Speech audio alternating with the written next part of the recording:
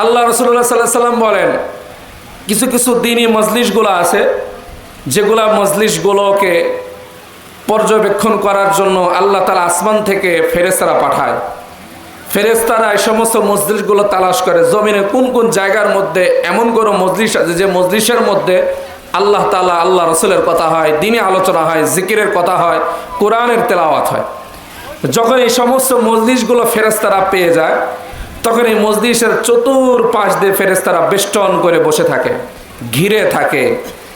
এবং শুধু ঘিরেই থাকে না, এই সমস্ত ফেরেশতারা মজলিসে যারা বসা আছে, আপনারা যে বসে আছেন, আপনাদেরকে উল্লেখ করে ফেরেশতারা একটা এলান করে। কি এলান করে? আল্লাহ রাসূল সাল্লাল্লাহু আলাইহি ওয়াসাল্লাম বলেন, আনকুমু মাগফুরাল লাকুম, আনকুমু মাগফুরাল লাকুম ফাকাদ বুদ্দিলাত সাইয়্যাতিকুম হাসানাত, ফাকাদ বুদ্দিলাত সাইয়্যাতিকুম হাসানাত। আল্লাহু আকবার বলেন। এই সমস্ত ব্যক্তিদেরকে উদ্দেশ্য করে ফেরেশতারা বলে, আনকুমু, তোমরা দাঁড়াও, মাগফুরাল লাকুম, আল্লাহ তাআলা তোমাদের সমস্ত গুনাহকে মাফ করে দিয়েছে। সুবহানাল্লাহ বলো। শুধু গুনাহ মাফ করে নাই, জীবনে যত গুনাহ করেছো, যেই পরিমাণ গুনাহ করেছো, ওই পরিমাণ নেকির দ্বারা তোমাদের গুনাহগুলোকে আল্লাহ তাআলা পরিবর্তন করে দিয়েছে। সুবহানাল্লাহ বলেন। আচ্ছা বলেন তো, এই যে মাইকের আওয়াজ এই মহল্লার প্রত্যেকটা ঘরে ঘরে যাচ্ছে না? ওখানে মানুষ আছে না? না নাই? রাস্তাঘাটে আছে না? কিন্তু ওদের ব্যাপারে কোনো পুরস্কার আছে? নাই। কেন? সেখানে আল্লাহ তাআলা সকলকে বসার সৌভাগ্য আল্লাহ তাআলা দেয় না। যে সমস্ত দুনিয়াবি যে মজলিসগুলো আছে, আপনি যদি বলেন আমি এই মুহূর্তে প্রধানমন্ত্রীর কার্যালয়ে আমি ঢুকবো, আপনি পারবেন? যাকে তাকে পারমিশন আছে? তার মানে তার কিছু স্পেশাল লোক আছে যেখানে তারা ছাড়া প্রবেশ করতে পারে না। ঠিক অনুরূপভাবে এই জমিনের মধ্যে এমন কিছু লোকগুলো আছে যারা আল্লাহ তাআলার কাছে স্পেশাল। এই স্পেশাল ব্যক্তি ছাড়া স্পেশাল জায়গার মধ্যে আল্লাহ তাআলা বসার সুযোগ দেয় না। সুবহানাল্লাহ বলেন। আল্লাহ বসার কি দেয় না? সুযোগ দেয় না। এই ব্যক্তিগুলোর দাম আল্লাহ তাআলার কাছে অনেক বেশি। হাদিসের মধ্যে আসছে, আল্লাহ রাসূলুল্লাহ সাল্লাল্লাহু আলাইহি সাল্লাম বলেন, দুনিয়ার কোনো মানুষকে যখন আল্লাহ তাআলা ভালোবাসে, মহব্বত করে, আল্লাহ তাআলা জিবরাইলকে ডাক দেয়, বলে, ও জিবরাইল, জমিনের ওই ব্যক্তিটাকে আমি আল্লাহ তাআলা ভালোবাসি। ও জিবরাইল, তুমিও তাকে মহব্বত করবে, ভালোবাসবে। জিবরাইল আলাইহিস সালাতু ওয়াস সালাম সপ্তম আসমানের ফেরেশতাদেরকে ডাক দেয়, বলে, ও সপ্তম আসমানের ফেরেশতারা, জমিনের ওই ব্যক্তিটাকে স্বয়ং আল্লাহ ভালোবাসে, আমি জিবরাইল ভালোবাসি। ও সপ্তম আসমানের ফেরেশতারা, তোমরা জমিনের ওই ব্যক্তিটাকে তোমরা মহব্বত করবে, ভালোবাসবে। সপ্তম আসমানের ফেরেশতারা ষষ্ঠ আসমানের ফেরেশতাদেরকে একইভাবে এলান করবে। ষষ্ঠ আসমানের ফেরেশতারা পঞ্চম আসমানের ফেরেশতাদেরকে একইভাবে এলান করবে। পঞ্চম আসমানের ফেরেশতারা চতুর্থ আসমানের ফেরেশতাদেরকে একইভাবে ঘোষণা দিবে। চতুর্থ আসমানের ফেরেশতারা একইভাবে তৃতীয় আসমানের ফেরেশতাদেরকে বলবে। তৃতীয় আসমানের ফেরেশতারা একইভাবে দ্বিতীয় আসমানের ফেরেশতাদেরকে বলবে। দ্বিতীয় আসমানের ফেরেশতারা একইভাবে প্রথম আসমানের ফেরেশতাদেরকে বলবে। প্রথম আসমানের ফেরেশতারা জমিনের সমস্ত মাখলুকদেরকে ডাক দেয়া বলবে, ও জমিনের মাখলুকেরা, জমিনের ওই ব্যক্তিটাকে আল্লাহ ভালোবাসে, জিবরাইল ভালোবাসে। সপ্তম আসমানের ফেরেশতা শুরু করে প্রথম আসমানের ফেরেশতারা পর্যন্ত সবাই তাকে মহব্বত করে। ও জমিনের মাখলুকেরা, জমিনের ওই ব্যক্তিটাকে তোমরাও ভালোবাসো। সুবহানাল্লাহ বলেন। দুনিয়াতে কত মানুষ চলাফেরা করে, কয়জনকে ভালোবাসে? মানুষের ভালোবাসা ক্ষণস্থায়ী। বেশিরভাগ মহব্বত, ভালোবাসা স্বার্থ ছাড়া কোনো ব্যক্তি কোনো ব্যক্তিকে ভালোবাসে না। কথা ঠিক না? ঠিক কথা বলেন। কিন্তু আল্লাহর ভালোবাসার প্রতি, রাসূলুল্লাহ সাল্লাল্লাহু আলাইহি সাল্লাম কোনো উম্মতকে ভালোবাসার প্রতি এটার মধ্যে কোনো স্বার্থ নাই। এটা একমাত্র ভালোবাসে তাকে পুরস্কার দ্বারা পুরস্কৃত করার জন্য। কি পুরস্কার? জান্নাতুল ফেরদাউস। সুবহানাল্লাহ বলেন। আর এই ব্যক্তি যখন মারা যায়, দুনিয়ার থেকে যখন চলে যায়, এমন ভালোবাসা ব্যক্তি যখন দুনিয়ার থেকে চলে যায়, এই ব্যক্তির জন্য আসমান কাঁদে, এই ব্যক্তির জন্য জমিনও কাঁদে। সুবহানাল্লাহ বলেন। কবি বলেন, নেককারু কি মৌত সে, নেককারু কি মৌত সে রুতা है आसमान और जमीन, बदकरू की मौत से खुश होता है आसमान और जमीन। আল্লাহু আকবার বলেন। নেক ব্যক্তি যখন মারা যায়, এই নেক ব্যক্তির জন্য আসমান কাঁদে, এই নেক ব্যক্তির জন্য জমিন কাঁদে। যখন নেক ব্যক্তি মারা যায়, আরে সমাজে কত মানুষ তো মারা যায়, জীবনে কত মানুষের মাটি আব্দুল বল কেন্দ্রীয় গোরস্থানের মধ্যে দিলাম, জীবনে কত মানুষের জানাজাতে শরীক হলাম, কত মানুষের মাইয়াতের জন্য দোয়াতে শরীক হলাম। কয়জন ব্যক্তির জন্য আসমান কাঁদছে, কয়জন ব্যক্তির জন্য জমিন কাঁদছে। কিন্তু কোন ব্যক্তি যদি নেককার হয়, ওই ব্যক্তি মারা গেলে আত্মীয় স্বজন কাঁদুক বা না কাঁদুক, আসমান কাঁদে, জমিন কাঁদে। নেককারু কি মৌত সে, नेकरू की मौत से रूता है आसमान ও জমিন। দুনিয়ার বুকে যখন কোন নেককার মারা যায়, এই নেককারের জন্য আসমান কাঁদে, নেককারের জন্য জমিন কাঁদে। আসমান কেঁদে কেঁদে বলে, আই রব, এমন ব্যক্তিকে তুমি দুনিয়ার থেকে নিয়ে গেলা, আল্লাহ এই ব্যক্তির নেক আমলনামা আমার আসমান নামক দরজা দিয়ে আর উঠবে না। জমিন কেঁদে কেঁদে আল্লাহকে ডাক দেয়, বলবে, আল্লাহ এমন ব্যক্তিকে দুনিয়ার থেকে তুমি নিয়ে গেলা, আয় আল্লাহ এই নেককার ব্যক্তি আমি জমিনের উপর আর সেজদা দিবে না, দাঁড়িয়ে নামাজ আদায় করবে না, জিকির করবে না, কোরআনের তেলাওয়াত করবে না। আয় আল্লাহ যাই নামাজে বসে তার চোখের পানির দ্বারা আমি জমিনকে আর ভিজাবে না। নেককার হয়ে যদি দুনিয়ার থেকে চলে যায়, এই নেক ব্যক্তির জন্য আসমান কাঁদবে, জমিন কাঁদবে। আর যদি বদকার হয়ে মারা যায়, এই বদকারের জন্য আসমান হাসবে, জমিন হাসবে।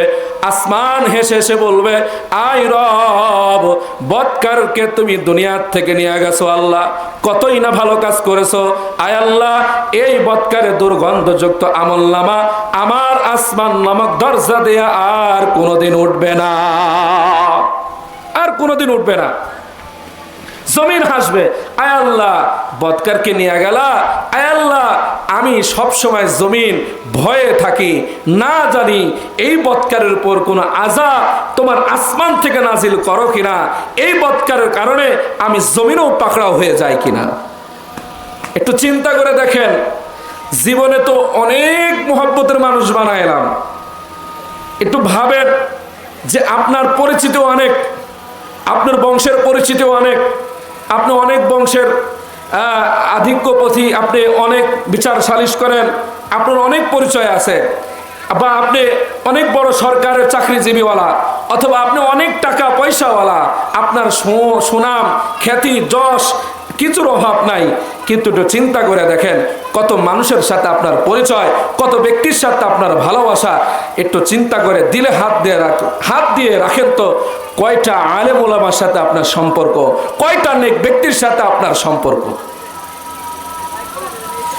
এজন্য মুহতারাম, যদি আমার সম্পর্ক যদি ভালো মানুষের সাথে যদি হয়ে যায়, এই ভালো মানুষের সাথে সম্পর্ক হওয়ার কারণে আমাকে আল্লাহ তাআলা কিয়ামতের ময়দানে ভালো ব্যক্তির সাথে হাসর নাসর করবে। সুবহানাল্লাহ বলেন।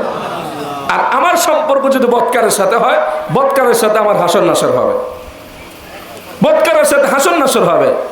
আপনি নেশাখোরকে পছন্দ করেন না, নেশাখোরকে কি করেন না, পছন্দ করেন না। নেশাখোর যদি আপনার পাশে বসে, তাকে ঘৃণা করবেন। কি করবেন? ঘৃণা করবেন। কেন? সে নাপাক বস্তু খেয়েছে, সে খারাপ কাজ করেছে, সে গুনাহ করেছে। আপনি নিশাটা তাকে গুনাহ মনে করলেন। একটু চিন্তা করে দেখেন, আমাদের জিন্দগিতে অসংখ্য গুনাহ এমন আছে যেটা নিশাখোরের চাইতে নিকৃষ্ট। কথা ঠিক না বেঠি? কিন্তু মানুষ জানে না। কে জানে? একমাত্র আল্লাহ জানে। একমাত্র কে জানে? আল্লাহ জানে। এজন্য আমার সম্পর্কের জন্য দিনওয়ালা, আমার সম্পর্কের জন্য নেককার দেওয়ালার সাথে যেন হয়। কিছুক্ষণ আগে মৌলভী জাকির সাহেব আমাদের শ্রদ্ধেভাজন ব্যক্তি, উনি কিন্তু এই কথাটাই বলে গিয়েছেন সম্পর্ক নেককারদের সাথে থাকার ব্যাপারে। কি বলে নাই? কথা বলেন, বলে নাই? তেজন মুহতারাম, আমার সম্পর্ক যেন নেককারওয়ালাদের সাথে যেন হয়, আমার জীবনটা যেন এমন হয়। কেন?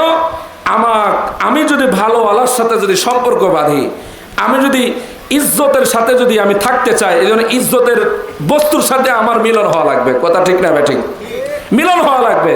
একটা কোরআন কালামুল্লাহ শরীফ, আচ্ছা বলেন তো, এই কোরআনের উপর যে গিলাফটা লাগানো হয় যে কাপড়ের দ্বারা, এটা খুব উন্নত মানের কাপড় না? কথা বলেন, উন্নত মানের কাপড়। কোরআনের জুজদান বা গিলাফ যেটাই আমরা বলি, এই কোরআনকে ঢাকার জন্য, কোরআনকে কাপড়ের সাথে রাখার জন্য যে কাপড়টা আমরা ব্যবহার করি, এর চাইতে দামি কাপড় আমাদের ঘরের টেলিভিশনের উপর থাকে। কথা ঠিক না ঠিক বলেন? কিন্তু দেখেন, এই টেলিভিশন থেকে এরকম দামি কাপড় কতবার পড়লো, কতবার উঠলো, কতবার পড়লো, কত মানুষ পাড়া দিল। কোনোদিন এই টেলিভিশনের কাপড় নিচে পড়ার কারণে কোনো ব্যক্তিকে দেখেছেন এই কাপড়কে চুমা খাইতে? কথা বলেন, দেখেছেন আপনারা? কোনোদিন শুনছেন? কেন? এর সম্পর্ক নাপাকের সাথে। এই কথা বলেন, এর সম্পর্ক কিসের সাথে? নাপাকের সাথে। এই জন্য এটার কোনো মূল্য নাই। কিন্তু একটা গিলাফ নিম্নমানের কাপড় দ্বারা কি তৈরি করা, কোনো কারণে যদি এই গিলাফটা যদি নিচে পড়ে যায়, মানুষের দিলের মধ্যে একটা হৃদয় আটকে উঠে, হায় হায় কি হয়ে গেল, চুমা খায়, চোখে লাগায়, মুখে লাগায়, ঝাড়ে। এই দৃশ্যটা ছোট কোনো শিশু, কোনো বাচ্চা যদি দেখে, নাবালেগ বুঝে নাই, কিন্তু আমার দাদি কোরআনের গিলাফকে চুমা খেয়েছে, আমার নানি কোরআনের গিলাফকে চুমা খেয়েছে, আমার মা কোরআনের গিলাফকে ইজ্জত করেছে, যার কারণে দেখা যায় অনেক ছোট ছোট বাচ্চারা কোরআনের গিলাফকে সম্মান করে। কথা ঠিক না ঠিক? কিন্তু কোনো বাচ্চাকে দেখেছেন, নাবালেগ কোনো শিশুকে টেলিভিশনের উপর কাপড়কে ইজ্জত করতে, চুমা খাইতে দেখেন নাই? কেন? ওটার দাম নাই। দাম এটা কেন? আল্লাহ তাআলার কালামের সাথে লেগে থাকার কারণে। সুবহানাল্লাহ বলেন। লেগে থাকার কারণে। মাথার উপর যে টুপিটা আছে, পায়ে, মাথা এটা ইজ্জতের জায়গা, সবচেয়ে নিচের জায়গা কি? পা। সবচেয়ে কি? অইজ্জতের জায়গা, অসম্মানের জায়গা কি? নিচে পা না? পা। মাথার উপর যে পরিমাণ দামি কাপড়ের টুপি থাকে, এর চাইতে বেশি দামি জিনিস থাকে পায়ের নিচের জুতা। আর কথা বলেন, থাকে কি থাকে না? এক একটা জুতার দাম 3000 4000।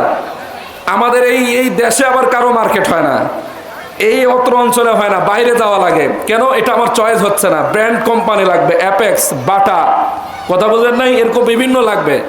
কিন্তু টুপির দাম কয় টাকা? কথা বলে, টুপির দাম কয় টাকা? 100 টাকা, 20 টাকা। আবার প্লাস্টিকেরও টুপি পাওয়া যায়, আবার ওই বাঁশের, কি বলে ওটা, এই কি কয় ওটা, এই ডাব গাছ, তাল গাছের কি বলে ওটা, আঁশের মতন, সেসুরের মতন, ওটাতেও কি টুপি পাওয়া যায়? কথা বলার পাওয়া যায় কি পায় না? কিন্তু ওই সেসুর এটা দামি, যখন এটা টুপি হয়েছে, নর্মাল কাপড় যখন এটা টুপি হয়েছে, এই টুপিটা যখন মাথার সাথে লাগছে, এই টুপি যখন নিচে পড়ছে, কারো পায়ের সাথে লেগে গিয়েছে, আচ্ছা বলেন তো এটা চুমা খায় কি খায় না? কেন? এটা ইজ্জতের জায়গা লাগছে। আর জুতা যতই দামি হোক, এটা বেইজ্জতের জায়গার সাথে লেগে থাকার কারণে ওটা বেইজ্জতির জায়গাতেই থাকবে, ইজ্জত কখনো হবে না। ঠিক অনুরূপভাবে কোনো মুমিন, কোনো ইমানদার নেকওয়ালাদের সাথে থাকবে, কোরআনওয়ালাদের সাথে থাকবে, কোরআনের সাথে সম্পর্ক রাখবে, আল্লাহ তাআলা ঠিক অনুরূপভাবে কোরআনের মতন মর্যাদা আল্লাহ তাআলা তাকে দিবে। সুবহানাল্লাহ বলেন। এটার বিনিময়ে আল্লাহ তাআলা তাকে জান্নাত দান করবে। সুবহানাল্লাহ বলেন। এজন্য আমাদের জিন্দেগি একটু চিন্তা করে কার সাথে কাটাইতেছি। কেউ মোবাইলের সাথে কাটায় সারা রাত, কেউ আবার খারাপ বন্ধুদের সাথে আমাদের সময়টুকু লাগায়, কেউ আবার কোনো কোনো জায়গায় বদ ব্যক্তি, খারাপ ব্যক্তির সঙ্গের সাথে লেগে নেশার সাথে লাগে, আছে না নাই? আবার যদি এই নেশার টাকা যদি না পায়, বাবা মাকে মারে কি মারে না বলেন? ও মুসলমান, আমাদের সমাজের মধ্যে এমন অসংখ্য বাবা মা আছে, নেশার জন্য, ছেলের গুনার জন্য কিস্তির টাকা তোলে। তাই বলেন, আছে না নাই? কিস্তির থেকে টাকা তুলে সন্তানকে গুনার দিকে দিতেছে, ওই সন্তান বাবা মার বুকের উপর পাড়া দিয়ে কষ্ট দিয়ে কাজ করতেছে। আল্লাহর কসম, যত বড়ই আল্লাহর ওলি হোক না কেন, কোন সন্তান যদি বাবা মাকে যদি একবার কষ্ট দেয়, ওই সন্তান আল্লাহর ওলি হওয়ার পরও কখনো সে জান্নাতে যাবে না। আল্লাহ রাসূল বলেন, আমার কোন উম্মত যদি বাবা মাকে যদি সন্তুষ্ট করে, বাবা মার সন্তুষ্টের কারণে আল্লাহ তাআলা সন্তুষ্ট হয়ে যায়, বাবা মা অসন্তুষ্ট হওয়ার কারণে আল্লাহ তাআলা ওই ব্যক্তির উপর অসন্তুষ্ট হয়ে যায়। এজন্য বাবা মাকে কষ্ট দেওয়া যাবে, ওই কথা বলেন যাবে। বাবা মাও সম্মানের জিনিস। কিতাবের মধ্যে আসছে, তোমার বাবা যদি কাফেরও যদি হয়, তারপরও বাবা মার সাথে খারাপ আচরণ করা যাবে না। কথা বলেন, কি করা যাবে না? খারাপ আচরণ করা যাবে না। মা এমন একটা দামি, একটু বাবা মার আওয়াজ হোক নাকি বলেন। মা এমন একটা দাবি, অমুসলমান বাবা মাকে যদি মহব্বত করেন, বাবা মাকে যদি ভালোবাসেন, আল্লাহ তাআলা এই ভালোবাসা এই মহব্বতের কারণে এমন জায়গার মধ্যে আল্লাহ তাআলা আপনাকে পৌঁছাই দিবে, যেমনি ভাবে বাইজিদ বুস্তামিকে আল্লাহ তাআলা পৌঁছাই দিয়েছে, যেমনি ভাবে বিশ্ব হাফিকে পৌঁছাই দিয়েছে। ও মুসলমান, আমরা সবাই চাই আমাদের সন্তানগুলো নেককার হোক, কিন্তু গাছ যদি ভালো হয়, ফল ভালো হওয়ার জন্য আশা করা যায়। গাছ যদি খারাপ হয়, কোনোদিন ভালো ফল আশা করা যায় না। লাগাইছেন তেঁতুল গাছ, আর যদি আপনি আমের জন্য আম, ওই তেঁতুল গাছ থেকে আম হওয়ার জন্য মক্কার ইমামকে আয়নাও যদি দোয়া করেন, আম হবে? ওই কথা বলেন, আম হবে? আম হবে না। কেন? আমি লাগাইছি তো তেঁতুল গাছ। মেয়ে যখন বিয়ে করতে গেছেন, ছেলেকে বিয়ে দিয়েছেন, নিজে বিয়ে দিয়েছেন, আগে রূপ চেহারাটাই দেখছেন। আমার শ্বশুরের, হুবর শ্বশুরের কয় বিঘা জমি আছে, কয়টা বাগান আছে, কি পরিমাণ ব্যবসা বাণিজ্য আছে, ওইটা আগে দেখছেন।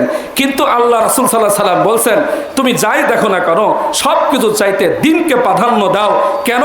সব সুন্দর ভালো না, সব ভালো সুন্দর। সুবহানাল্লাহ বলেন। সব সুন্দর কি না? আমার সাথে বলেন, সব সুন্দর, সব সুন্দর, সব ভালো, সব ভালো সুন্দর, সব ভালো কি সুন্দর, কিন্তু সব সুন্দর কি না?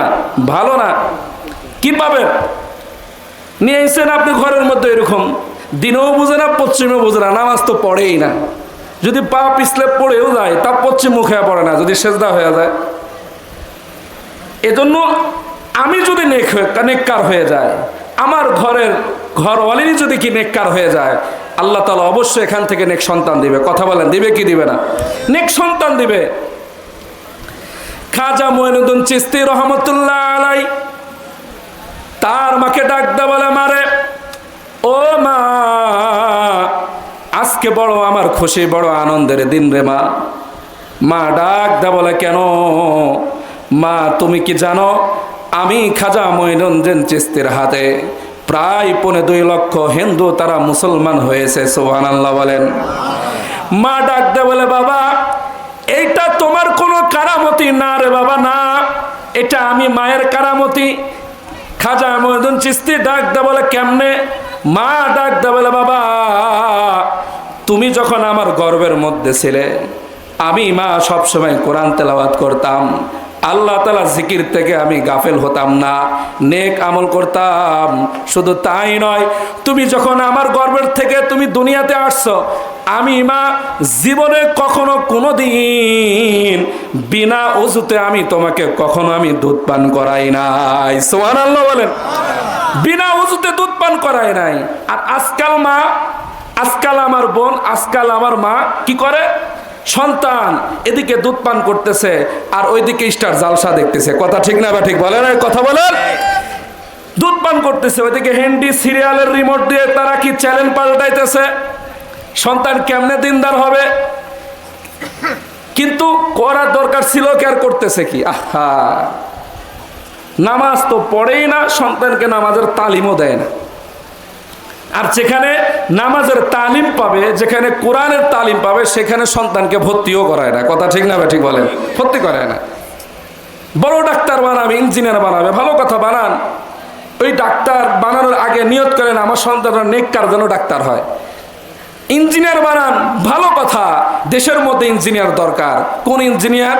যে ইঞ্জিনিয়ার রডের বদলে বাঁশ দিবে না, এমন ইঞ্জিনিয়ার বানান যে ইঞ্জিনিয়ার কি নেককার ইঞ্জিনিয়ার হবে, দিনদার ইঞ্জিনিয়ার হবে। এটার জন্য সর্বপ্রথম আপনার সন্তানকে কোরআনের শিক্ষা দিতে হবে। কথা ঠিক না বেঠিক? কোরআনের শিক্ষাকে দিতে হবে, আগে দিন শিখাইতে হবে। এজন্য নেক সন্তানের অনেক বড় দাম, নেক সন্তানের অনেক বড় দাম। নেক সন্তান হওয়ার জন্য বাবা মাকে মুজাহাদা করার দরকার। কিভাবে? আমলের দ্বারা। কিসের দ্বারা বলেন? আমলের দ্বারা। তাছাড়া কখনো সম্ভব না। আপনি থাকতে পারে অনেক টাকা, থাকতে পারে আপনার অনেক জমি জামা, এটা তো ফেরাউনেরও ছিল, এটা তো কি হামানেরও ছিল, কানুনেরও ছিল। টাকার দ্বারাই যদি ইজ্জত যদি বাড়তো তাহলে ফেরাউনের ইজ্জত কমলো কেন? এই কথা বলেন, কমলো কেন? যশ খ্যাতি ক্ষমতার দ্বারা যদি ইজ্জত যদি বাড়তো তাহলে আবু জাহেল জান্নাতি হলো না কেন? তাহলে বোঝা গেল টাকা পয়সা ধন দৌলত এটার দ্বারা কখন আল্লাহকে সন্তুষ্ট করা যায় না। যদি ওই টাকা ওই সম্পত্তি ওই ক্ষমতা যদি আল্লাহ তাআলার রাহে যদি ব্যয় হয় তাহলে ওটা কি আমার জন্য নিয়ামত হবে। সুবহানাল্লাহ বলেন। তাহলে আমার জন্য কি হবে? নিয়ামত হবে। এজন্য আমাদের সন্তান যারা পর্দার আড়ালে যে সমস্ত মা বোনেরা আছে, আমাদের সন্তানকে আগে নিজে, আমি মা, আগে নিজে কি হই? ভালো হই। আগে নিজে কি হই? ভালো হই। তাহলে কি আল্লাহ তাআলা এটার মধ্যে কি দিবে? বরকত দিবে, এটার মধ্যে বরকত দিবে। আহা, দেখেন সন্তানকে কিভাবে দিন শিখাইতো। খাজা কুতুবউদ্দিন কাকি রহমতুল্লাহ আলাইহির ওস্তাদের নাম ছিল খাজা ওসমান হারুনি রহমতুল্লাহ আলাইহি। খাজা কুতুবউদ্দিন কাকি রহমতুল্লাহ আলাইহি যখন সন্তান 7 থেকে 8 বছর যখন বয়স, আস্তে আস্তে মা সন্তানকে দিনদার বানাবে, নেককার বানাবে। মা সন্তানকে তালিম দিতেছে, বাবা এমন যোগ্যতা অর্জন করো সব কিছুর ফায়সালার জন্য আল্লাহ তাআলার কাছে দোয়ার মাধ্যমে যেন নিতে পারো। কিসের মাধ্যমে বলেন? দোয়ার মাধ্যমে নিতে পারেন আল্লাহ তাআলার কাছে, এমন জিন্দেগি তরো। তাহলে মা, তাহলে কি করা লাগবে? আমল করো, নামাজ পড়ো। কথা বলেন, কি পড়ো? নামাজ পড়ো। আচ্ছা, নামাজ বাদে, নামাজবিহীন যত ইবাদত করি কোনো লাভ আছে? এই আমার সাথে একটু কথা বলেন, কোনো লাভ আছে? কোনো লাভ আছে? কোনো লাভ নাই। কিন্তু আমাদের সমাজে এমনও পীর আছে না নাই, যেই পীরের কাছে মুরিদ হলে আবার নামাজ লাগে না? এই কথা বলেন, আছে না নাই? হ্যাঁ, এমনও পীর আছে না? আচ্ছা বলেন, তা পীর বড় না নবী বড়? এই কথা বলেন। আদম পয়গম্বর থেকে শুরু করে আমাদের নবী পর্যন্ত যত নবীরা আসছে, নামাজবিহীন কোন নবী আসছে? নামাজ ছাড়া কোন নবী আসছে? আল্লাহ তাআলা কোন আয়াত নাজিল আছে কিনা নামাজের ব্যাপারে? নামাজ সন্তানকে নামাজের আগে প্রথম আগে তালিম দিচ্ছে। মায়ের ইচ্ছা সন্তান যেন আল্লাহমুখী হয়। কি মুখী হয়? আল্লাহমুখী হয়। খাজা মঈনুদ্দিন কুতুবউদ্দিন কাকি রহমতুল্লাহ আলাইহির মা বলতেছে, বাবা নামাজ পড়বা, নামাজ পড়ার পরে ওই জায়গায় হাত রাখবা, নিয়মিত 5 ওয়াক্ত নামাজ পড়ার পরে হাত ওখানে রাখলে একটা জায়গা নির্ধারণ করে রেখে দিয়েছে, তুমি ওখান থেকে খানা পাবে। আসলে মূলত মা ওর নামাজ শেষ হওয়ার আগেই মা খানা পাকিয়ে ওই জায়গাতে রেখে আসতো, যাতে করে আল্লাহর প্রতি আস্থা বিশ্বাস বাড়ে, ইবাদতের প্রতি যেন আরো আগ্রহ বাড়ে। সুবহানাল্লাহ বলবেন না? বাড়ে।